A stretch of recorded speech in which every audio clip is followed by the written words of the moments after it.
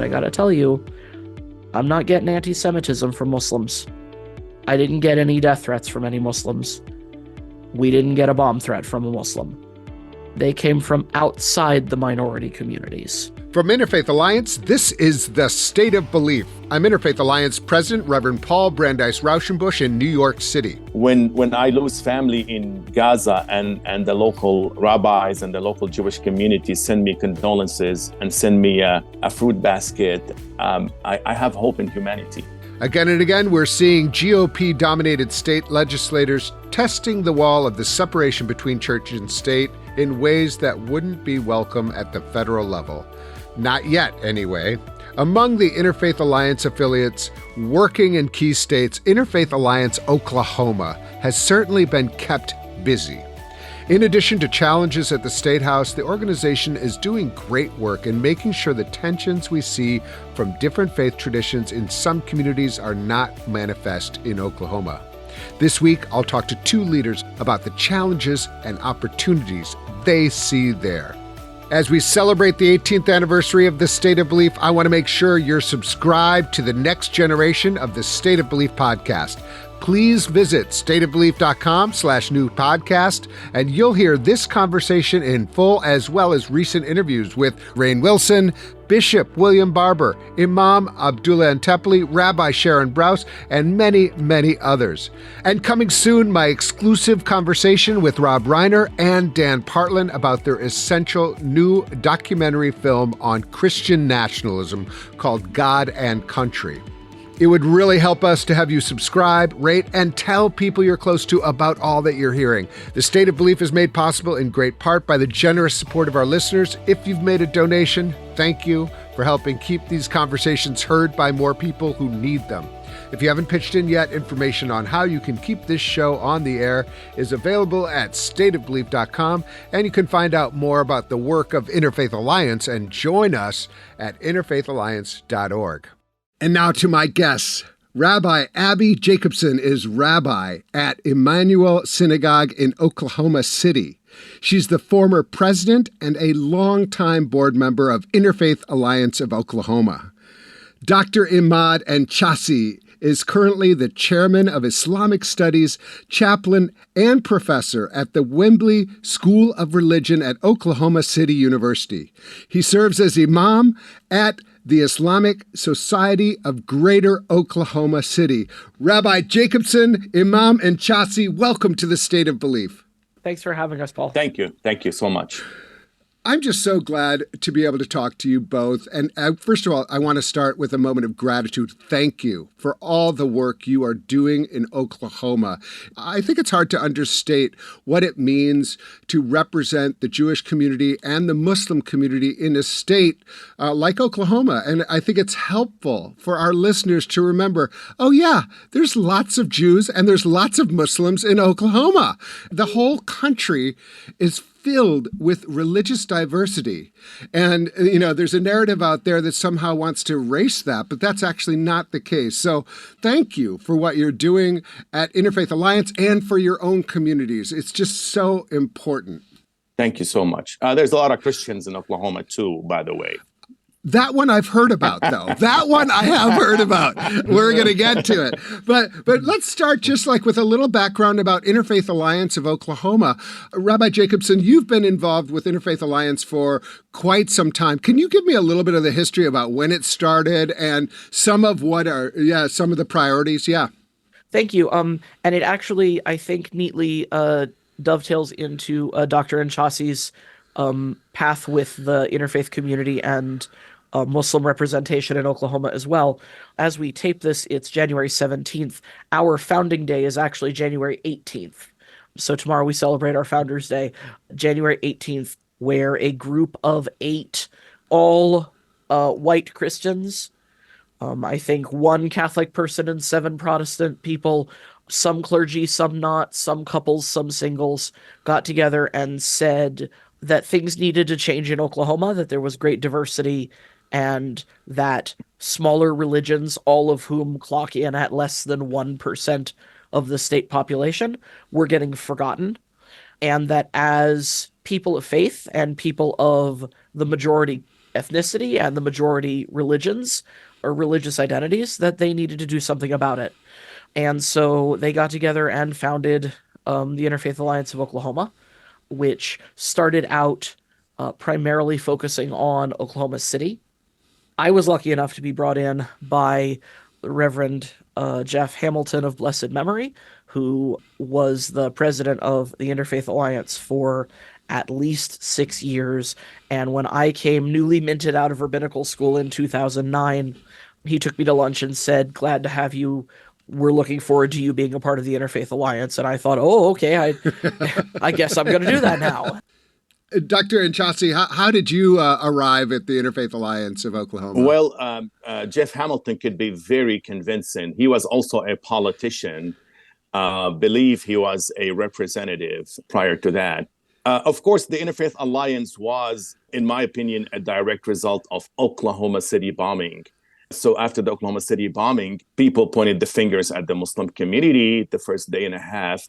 And the people who came together thought it would be awesome to bring all those people together. As Rabbi Jacobson said, it started with a majority Christian, but a little by little, many of the other religions were brought together. So the late Jeff Hamilton took me to lunch and convinced me that there has to be communication in Oklahoma City in the light of all the violence that happened. And then, hesitated a little bit in the beginning, but then he was very, very persistent. And here we are. And here we are. And I think that's such an important memory is Oklahoma City bombing. It was such a major event in the life of the country that I hate to say it, in Oklahoma it still looms large, but in the rest of the country, people forget this domestic terrorism done by a white man who was outraged at the government. And yes, immediately blame went towards the Muslim community and, looking outside rather than internally gazing inward and saying, like, how are we cultivating this kind of extremism within America? As we wrestle right now with kind of a growing violent extremism among white Christian nationalists, it's really important to recognize that history in Oklahoma out of which sprung this interfaith movement. And I think you could say, a bunch of white Christians started the thing, but at least they were looking around saying, what can we do? And I think that actually is a good, everybody should see, like, how do we use the power that we have to widen the circle? I applaud your Founders Day, and I'm glad that it's gotten to this point where you two have this sort of amazing representation. And when people look to religion in Oklahoma, they can see you two and say, oh, that's religion in Oklahoma. I mean, it's just really amazing. What is it like in the context of Oklahoma? Dr. Enchassi, maybe you can speak to this a little bit. Like, there is still an overwhelming sense of white Christianity. And I remember when your governor was reelected and he kind of did a prayer seeming to like consecrate Oklahoma for Jesus. I just thought, what must people in Oklahoma feel like who are from different religious traditions or no religious traditions? What does it feel like for your governor, who has just been elected supposedly by by the people's will, to immediately go and kind of elevate one religious tradition over others? Dr. Enchassi, what's your general sense of the environment in Oklahoma, and how have you been able to support your community within that framework? We're definitely a minority in Oklahoma. We're less than 1% of the population. The Muslims are. So yes, sometimes sometimes this is also the state that tried to ban Sharia law. They tried to ban something that is not even existence, that doesn't even exist or doesn't bring any threats to the state whatsoever. I remember somebody sending me a text, a message telling me, take your Shania law and go back to the desert. They meant to say, take your Sharia law and go back to the desert. So I sent them back, I said, Shania is a country singer, which I like. And, the dessert I also love to eat after dinner. He said, go back to Islam. I said, well, Islam is not a country. Shania Oh is gosh. Oh a country gosh. singer, and dessert is something that you eat after dinner. So anyway, we try to outreach as in many possible way. Any platform we get, we try to outreach. We try to say, hey, we're cool here. We're part of the Oklahoma. We love Oklahoma. We want Oklahoma to love us back. Sometimes when the politician, cross the line, we try to outreach to them and educate them. But yeah, it's a struggle. It's a struggle as a minority religion, and we strive to be recognized every single day. Yeah. Yeah. Rabbi Jacobson, tell me a little bit about Jewish life in Oklahoma and how that experience mirrors Muslim experience, and but also I'm sure has its own characteristics. Yeah, we're 0.0013% of the Oklahoma population. We think there are about 5,600 Jews in about 4.2 million people. For anyone who wants to recreationally check my math, that I think means there are a little more than um, that we're a little less than a third the size of the Muslim population. We're, there are smaller religions in Oklahoma, but one of the things that's really lucky is that we could all be siloed in our own nonsense, in our own path through life, but we're not. All the minority religions are pushing really hard to be part of the interfaith community, um, which is not something that all of my colleagues get to deal with in their various pulpits in various cities and countries, um, which is tremendously it's lucky and it's hard fought, because Right. um, we don't all have the same ideas of things, and in the end of the day, it doesn't matter because we're all dealing with the same things. We're all dealing with um, uh, holding people's hands while they go to a school and explain how their child is being marginalized because of their religious beliefs, how um, free Bible giveaway day or sitting on Santa's lap in school or what's served on the cafeteria menu, or yes, my child has to miss this day of school. Why am I getting a nasty note from the school? Um, we have to deal with all of that. How did it feel when the governor uh dedicated the state to Oklahoma? By and large, my congregants all went, ugh. And it was a part of um it's a part of being a minority, as I don't need to tell. Most people are minorities in some way, at least one way. It's a part of the minority experience. This is just one thing. It's one thing in a bunch of things. We, the Interfaith Alliance, have tried very hard to take a stance that calling people in is better than calling people out, and that people do things for um, reasons of their own limits of their own knowledge and experience. And so we have tried at every turn to be helpful, to give suggestions and make respectful small requests to take one step in a direction, asking that at public functions the term house of worship be used instead of church, that kind of thing. It's deeply ingrained in a lot of people's vocabulary. Um, it's uh it's very hard because so many people here self-identify as Christian and as particular types of Christian.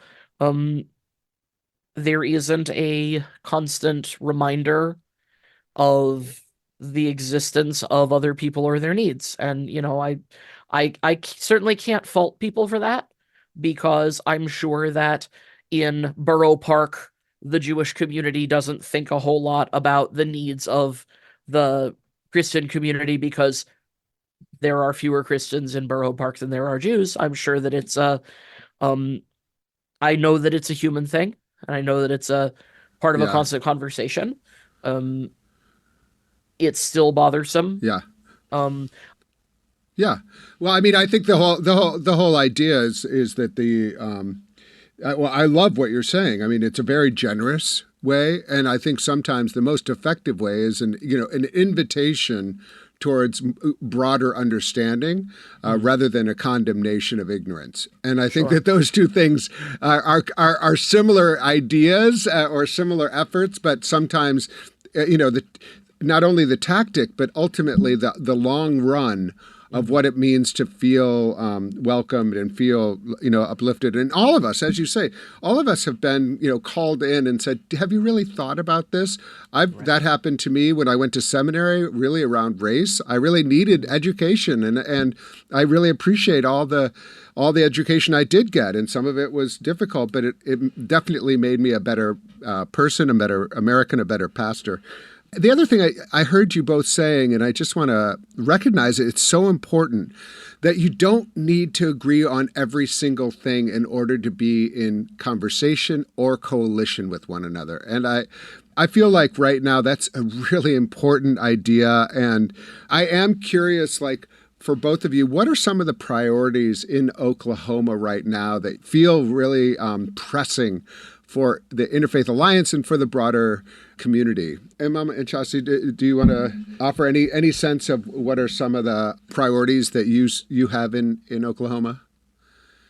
Well, being in a minority, I think the rabbi just articulated that when the minorities come together, they, although we are less than 1% of the population, the Jewish community is also small, and the Buddhists and the Hindu, but coming together in Interfaith Alliance gives us a voice that is amplified through the Interfaith Alliance and through other interfaith organizations, so to speak. So I'm not only speaking for 1% of the population, or I'm not, I belong to an organization that have multiple faiths coming together. Yes, sometimes we don't politically or theologically agree. That's what I tell my students every single day. That even people that go to the same congregation, to the same church, not necessarily theologically agree, but they have common goals moving forward. They have common goals to achieve. In Oklahoma, by far, I think the rabbi will agree with me, is educating people about other people's faith, that we do exist. We do have needs. We do have, we are part of this community. We are part of this society. And we are here to love Oklahoma and to serve Oklahoma as Oklahomans. Although we might not worship the same, or we might not have the same political affiliation, but we're here, we exist, and we want to give as much as possible to the community that we live in. We try to educate our elected officials. We try to educate our law enforcement. We try to educate anybody that is open-hearted and open-minded.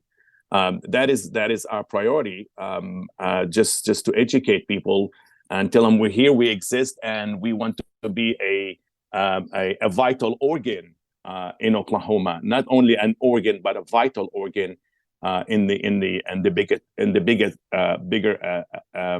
perspective of our state. And as Oklahomans, we have a lot of the same concerns that everybody else does. Predatory payday lending, the opioid crisis. Oklahoma is toward the top of the nation in childhood food insecurity, in women incarcerated, babies born behind bars. We're toward the top of the nation in domestic violence and children witnessing domestic violence in the home. These are all the same issues. Our education system is toward the bottom in the country publicly. These are all also, we have the Don't Say Gay and Trans bill. We have mandatory bathroom assignments in public schools. We have groups of immigrants in Oklahoma from all over the world, both recent immigrants from Afghanistan and Ukraine, immigrants who are older from the large Vietnamese population back from the Vietnam War, and everybody in between. These are all, public transportation. These are all the same local concerns we all work for, and that we all deal with in our own communities, while at the same time, as Dr. Enchassi said, we're all out trying to make sure we have enough elbow room for our own religion and other religions, and make sure that we are in a constant process of polite education, welcoming.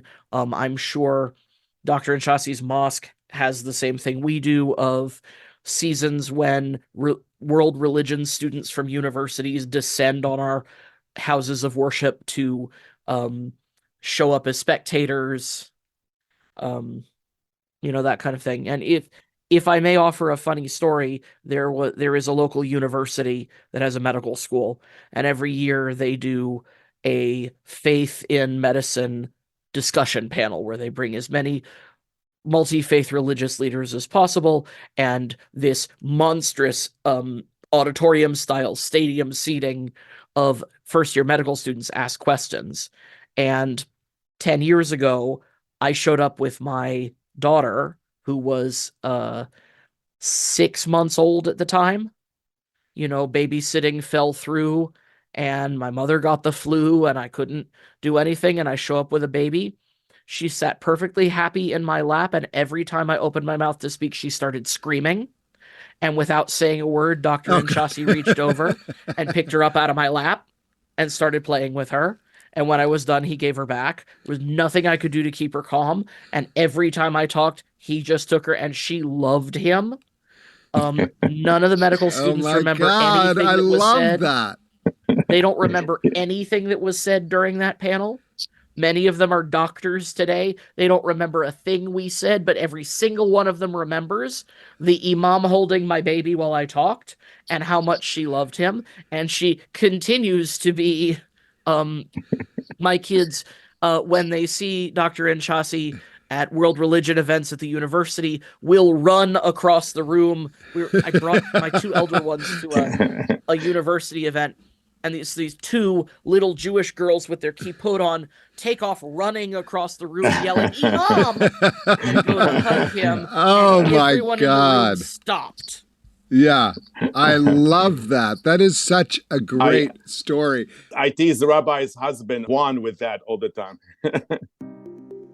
Up next, more with Rabbi Jacobson and Imam Enchassi. You can hear full episodes of The State of Belief anytime on our website at stateofbelief.com. You'll find links to topics we discussed this week, as well as transcripts and more.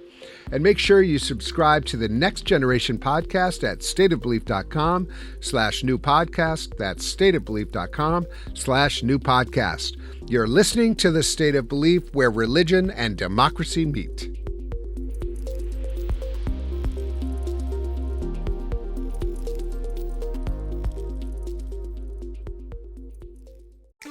I'm Roxy Stone. And I'm Caitlin Beatty. Saved by the City is a podcast from two Christian women cracking the code of faith from the mean streets of New York City. Our podcast captures what happens when purity culture meets hookup culture, when distraction steals from devotion, and when the diversity of viewpoints and lifestyles clash against assumptions. Gotham can be a weird place for Christian women, but we're out there, and we have stories to tell. Saved by the City, wherever you get your podcasts. Thanks for listening.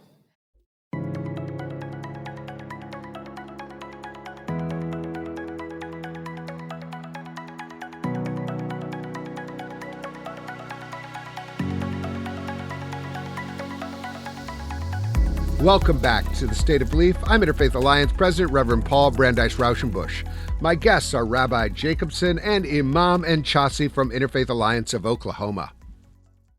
How did you two first meet? What was the first time that you two were in the same room with one another? I have no doubt that it was on one of the many world religion panels we are all constantly asked to be on. Is that right, Dr. Enchassi? I know you came to the synagogue soon after I arrived. It's been 15 years. So it wasn't over a catastrophe. It was in a kind of natural intermingling of. I just think this is a great story, and we don't hear enough of these stories. We always hear about how people are at each other's throats and everybody's just, and rightly, there is a lot of polarization. There is a lot of tension and conflict, but there's also people like yourselves who are intentionally, and in some ways, like with joy included, coming together in many ways. And you two just really, I think, appreciating one another's humor, the ability to both be funny yourselves, but also like make each other laugh. And I just think that there's lots of ways that interfaith relations actually are meaningful. And we think, it has to be like ritualistic or it has to be over some sort of really important event, but it can also be around joy and happiness and, holding up each other's children. And, these are really important definitions of what interfaith can be. And I just love the inspiration you're giving me here today. Thank you so much. Thank you. And I don't think it's news. It's certainly not news to you, Pastor. But for our listeners who might not know, being clergy is extremely lonely. It's tremendously lonely. And the hours we keep don't always allow for socialization. We have to spread our socialization within our communities around equally so that we're not prioritizing the congregants who are more fun or closer to our own age or have kids the age of our kids, so that we're not, God forbid, neglecting. And my two closest clergy colleagues are my fellow Rabbi Vered Harris, and Dr. Enchassi. And Dr. Enchassi and I, there have been weeks where we see each other 3 times as the Jewish representative and the Muslim representative at a world religion panel, at a funeral director's master's degree diversity panel, at a city thing, at a state thing, at a whatever, where there have been times literally we both run in and sit down. What panel is this again? Gosh, I don't really know. Do you have it on your phone? I think I have the questions here somewhere. Oh, no, those are the questions for tomorrow. Rabbi Jacobson or Rabbi Vered often are guests in my class. And I took a teenage group to go visit Dr. Enchassi's mosque, where not only was he generous enough to give us a tour, but also one of the things my students remember, not only his humor, but also talking about the times the mosque is protested and his bravery and generosity with bringing pizza and water bottles to protesters who are protesting against the mosque and opening doors with generosity. Those are things that really stick with kids, and that to have other people around who understand the sound system in the main sanctuary doesn't work again. And if we don't get it fixed in the next 2 weeks, somebody's going to blow a gasket because we've got upcoming holidays. We all know what that feels like. The glamour of religious leadership. I want to talk about, just mention one thing that you were talking about, like that there's funeral directors who want to talk to you, that there's medical students that want to talk to you. I have to say, like, we can't just skip over that and not recognize that's progress. The fact that there's a recognition that if you're a funeral director in Oklahoma or other places, you should know the rituals that are accompany that with Islam and Judaism and other traditions. Like, that's what it means to be good at your job.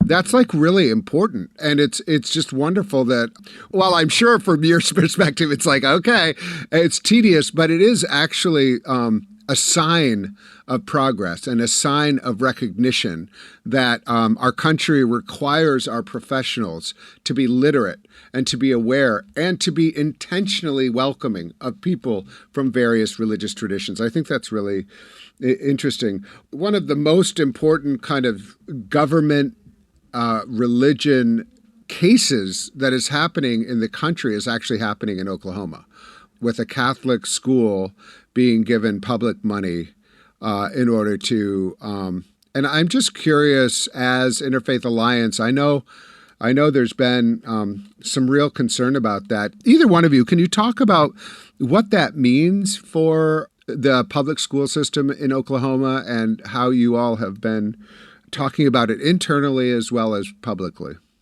Absolutely. The Interfaith Alliance has had this issue before, not only with um religious institutions, with charter school money, with private schools, with people here are desperate to get their kids good education. Right. And the way to do it is not easy and not straightforward. There is um a real lack of coherent vision. And when there is vision, it doesn't always work out the way people want it to. And when so many people have taken the option to put their kids in private school, um, there's a disconnect with the most involved parents who are now involved with their kids in private school. People who represent communities that don't have a lot of opportunities will grab at everything because something has to educate their children and still allow their parents to go to work. So, Mm. um, Oklahoma has a the Oklahoma landscape is very interesting. We have a lot of homeschooling here, and it's completely unregulated. We don't even know how many children are being homeschooled because you don't have to sign anything. During the pandemic, with my medically fragile mother living in my house, we took our kids out of public school and homeschooled them until we could get them vaccinated. And I didn't have to sign anything to take my kids out of school. They don't have to be tested. Nobody has to approve my curriculum. They don't have to take the regular third grade reading comprehension, you know, test. That makes this landscape very challenging. There are a lot of large houses of worship that push homeschooling that don't necessarily push a homeschooling curriculum with it. So we have a lot of parents who are doing DIYing their own homeschool curriculum, not necessarily for the better, out of things they print off the internet or not anything at all. We also have a un unregulated online charter schooling where people put their kids in online charter school because they think it's going to be a good thing, and then scandal after scandal about they're not learning anything, it's taking public money, the kids on the roster that don't exist, the kids being marked as present for the entire year because they logged on once, you know, um all of that makes the schooling landscape here different than in a lot of communities. Layer on top of that the idea that um, charter schools are going to get public money. Sometimes when KIPP Academy came, that was a great idea for a charter school. The kids who go there are absolutely blessed and lucky to have that kind of a charter school, just as an example, in their lives. And then the idea that a religion should get public money, I understand why people would want to do it. From the perspective of the Interfaith Alliance, that is problematic in two ways. First of all, because it's sending public money to a religious institution, which will absolutely use that money to not only educate about, but to promote, teach, and proselytize to that faith. But also because um, it will create a system that we cannot guarantee is ever going to be implemented equally. And although many people have responded, well, that's fine. Why don't you start a Jewish charter school? Why don't you start an interfaith charter school? Why don't you start a something else charter school? You know, we need public money in the public schools. And I respect the heck out of people who want to send their kids to a private parochial school. Um, Private parochial schools have scholarships and are available for the communities they serve. They serve a separate function in our community. But to further gut the public schools funding, I gotta say that funding isn't going to come out of my kid's public school because I happen to live in a higher property tax neighborhood. It's going to come out of the schools where the kids' parents have the lowest income, the schools have the fewest opportunities. We have members of our congregation who are school teachers, who we practically have to do therapy for them because we have to club together at the synagogue to buy school supplies for their students and apples and protein bars for their kids, and they sit in classrooms where the kids are sitting on the radiators because there aren't enough desks, and Right. they have Right. to teach the kids remedial math before they can teach them high school science. So the idea of Yeah. bringing publicly funded religious charter schools in on top of that, where we can't ever guarantee that publicly funded charter school money is going to go to the education that our public schools need to be teaching, and that Right. isn't necessarily going to be applied equally to everybody, has been really problematic for us. Right. In this moment where there's a heightened, even before anything that was happening in the Middle East, there was a spiking anti-Muslim incidents of hate and even violence. There was spiking anti-Semitism. We saw censorship of Muslim books, censorship of Jewish books. Those are the two highest banned books. I'm curious, what is a way that we're navigating this, that we can talk about hate in this country, that is directed specifically at the Muslim community and the Jewish community right now? What are ways that both of you, with your respective communities, but also as members of an interfaith group, can talk about this spiking of hate and violence against your communities? Well, I want to back up just a little bit. In 2017, the Muslim community, the Jewish community, and of course the Christian community, we took a bold step towards going to the Holy Land, and we all went on a trip. We call it dual narrative. The Muslim community, the Jewish community, Rabbi Jacobson, Rabbi Vered, and others, and myself, and other members of the Muslim community, we went to the Holy Land and we visited many sites. We call that an unsanitized visit to the Holy Land. We discovered in our trip common roots, common heritage, and also as American Muslims and as American Jews, common threat. Anti-Semitism, yes, at its all-time high, and Islamophobia is at all-time high. And we thought that within our own community that we could come together to address Islamophobia and anti-Semitism. In the root of anti-Semitism and Islamophobia is racism, hatred, and bigotry and xenophobia. And we both, as a minority religion, experience that. Although anti-Semitism and Islamophobia is not a funny matter, but some of the haters are not really that educated. I remember one time somebody called the mosque and say, "Is this Rabbi Enchassi?" I said, "Okay, close enough," and Oh my God. and he said, "We're gonna come on the Sabbath and do bad things to you."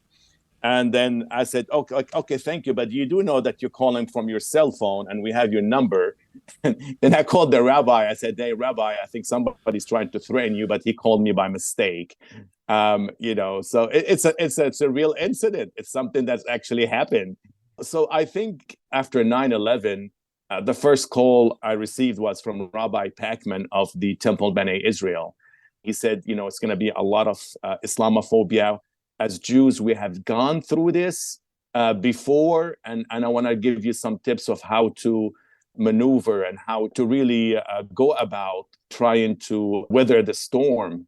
And I really appreciated that. I really appreciated that. That just added more trust to the relationship we have. So basically, we're both in this together. We understand Islamophobia and anti-Semitism is the same disease, and we're both battling that. And Dr. Enchassi was kind to talk about how we're dealing with it internally. I know each of us takes it as a personal mission to make sure, and my colleague Rabbi Harris as well, that within our own communities, we are not promulgating that hate against each other specifically. My community in the dual narrative trip Dr. Enchassi referenced, my community was so touched by the fact that Dr. Enchassi posted about his experiences at the Holocaust Museum in Jerusalem, and that he would post that on his social media was so meaningful to folks in our community. On October 7th of this year, the first person to reach out to me was Dr. Enchassi, to reach out to me and Rabbi Harris and the president of the local Jewish Federation. Are you okay? Is your family okay? We're praying for you. We're thinking about you. Dr. Enchassi lost relatives in Gaza as what I shudder to call collateral damage. Our community put together a basket. In the Jewish community, you bring food after someone has died, and our community put together a Shiva basket for Dr. Enchassi's family. It's been our honor to work together with the Muslim community on Afghan refugees. Many, many of our folks are in Oklahoma because they were sponsored in as Holocaust refugees, or as their grandparents or parents were Holocaust refugees. Our communities work really closely with that. But I gotta tell you, I'm not getting anti-Semitism from Muslims. I didn't get any death threats from any Muslims. We didn't get a bomb threat from a Muslim. They came from outside the minority communities. And as Dr. Enchassi said, xenophobia, attacking those who are different, attacking those who are viewed as other, those who are viewed as vulnerable. And I have to say, on days when I'm angriest and days when I am most hurt and cynical, what I see and have seen so clearly since October 7th has been the media from Western countries, all of whom former colonialist powers, or whatever we call the United States that isn't really colonialism but kind of sort of is, pitting two historically disadvantaged religious minorities against each other for attention, for media attention, for fundraising, for compassion, and laid out a narrative that we must be attacking each other. One of the Afghan refugees that our community helped sponsor in said, "I'm so sorry to hear what happened. We know what that's like. People do that to our folks too. Terrorism is not ours or theirs. It's not a yours or mine. Military collateral damage and refusal to prioritize the needs of innocent civilians and bystanders is not new. And it's not an us or them thing. It's an everybody thing.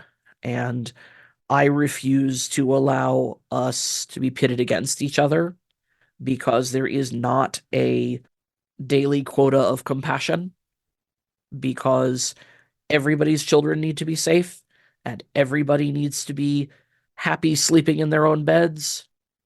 It is not only possible, but I think mandatory to be pro-Palestinian health, human rights, dignity, sovereignty, and everything else, and at the same time also be pro-Israel. Those two shouldn't be mutually exclusive. And we're all just talking about what human beings need, basically. And we would be having fewer arguments, and there, I believe, would be less anger and hurt if we were not being further divided by a narrative of us versus them, because I don't think we should have to compete for compassion or news time, because everybody's children are important. We like to close this show with inviting our guests to say what gives them hope. And so I wonder if you would be willing to give us any insight into what gives you hope right now. What gives me hope is the simple fact that throughout conflict and war, there's this human being, this is a spirit of humanity that is shining upon all of us.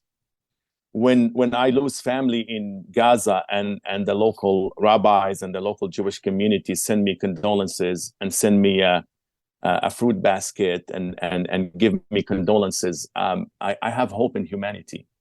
I have hope in humanity when I see different countries coming together to bring humanitarian aid.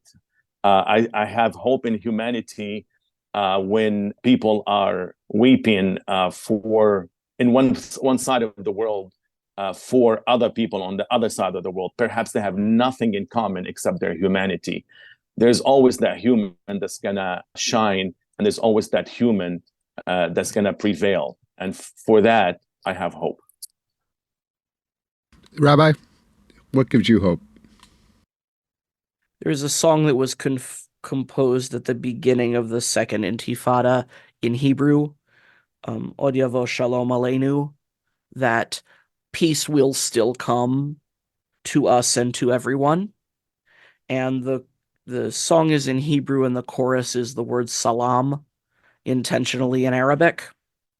When my husband encouraged my kids to sing a little bit with us this past Shabbat, that's the song they picked, knowing that there are still people willing to speak the idea of peace into the world and willing to speak it in a language that's not their own.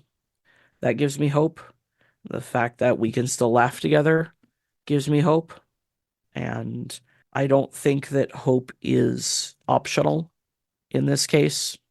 I think that we still have to keep moving forward, and that getting through this is not optional either, that we have to be okay on the other side, and we have to be okay for each other. And we have worked really hard to maintain all of the connections that we've made and are continuing to work hard to make further connections than that. But I also have to say, I'm a simple human being. I'm really uncomplicated. I appreciate the fact that we can still laugh together, that we can still tell jokes together, that we can still play board games together and be together in those simple human pleasures. One of the things that didn't get said is I believe Dr. Enchassi's doctorate was in use of humor in interfaith relations. The only time I ever beat Dr. Enchassi to a joke, he'd broken his foot right before the panel. And I knew that he wasn't okay because, of course, he's fine all the time. And I knew something was wrong when I beat him to a joke. But when we get together, we are still able to laugh together a little bit. That is so nourishing. Prophet Jacob, when he lost his son Joseph, he told his other children, never ever give up hope. Because as a people of faith, when we say we are giving up hope, that means we're saying God is incapable, and we are not a people who disbelieve in God. So giving up hope is giving up on God, and we'll never give up on God. Well, let me close by saying you two both give me hope, a great deal of hope, and thank you so much, Dr. Enchassi and Rabbi Jacobson. Thank you so much for speaking with us on The State of Belief. God bless you. Thank you. Thanks for having us. Bye-bye. Be sure to subscribe to The State of Belief at Apple Podcasts or your favorite podcast platform, or at stateofbelief.com/new podcast. We need your help to keep making The State of Belief. Become a partner in this crucial work by making a financial contribution today. Information on how to donate is available at stateofbelief.com. That's stateofbelief.com. And share what you're getting out of this show with the people in your networks. Let's get more people listening and keep these conversations going on Facebook and Instagram at State of Belief. That's at State of Belief. The views and opinions expressed on this program do not necessarily reflect those of Religion News Service or Religion News Foundation. State of Belief is produced by Ray Kirstein and is a production of Interfaith Alliance. Become a member today at interfaithalliance.org. And be sure to join us next week. I can't wait. Until then, I'm Paul Brandeis Raushenbush on The State of Belief, where religion and democracy meet.